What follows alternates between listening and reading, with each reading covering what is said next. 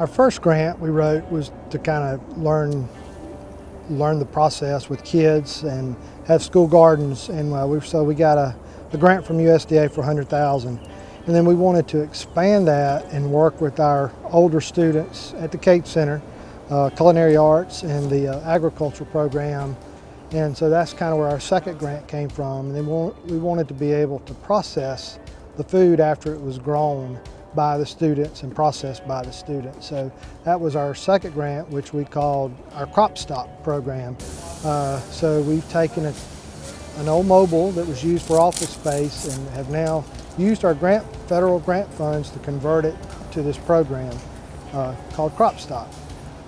So the students have planted the broccoli, harvested the broccoli, we brought it in, and our culinary arts students have actually today they've processed it, and we're blast freezing it as we taught, and it'll allow us to use this food year round in all of our schools and not just one school. You cannot replace this kind of work with a textbook, and for my kids to actually get hands-on experience, real world experience, and they also can see that, most of my students are from a neighborhood or they're not from a farm, and for them to see a small acreage produce so much, and they see with the right tools there's actually a chance that I could farm and I can be a part of providing food for the growing population. That's just something you never can get out of a textbook. You can't get out of a PowerPoint, and I can talk to them blue in the face, but until they experience it, that light bulb or that excitement doesn't really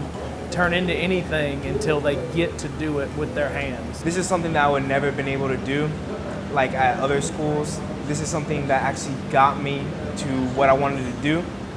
So I've always wanted to do something with cooking.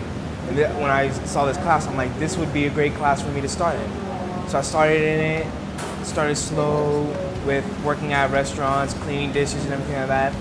Then I got into cooking and I started loving it even more and more and more. It's something that's gonna help me in the long run, and it has helped me let colleges notice me so far.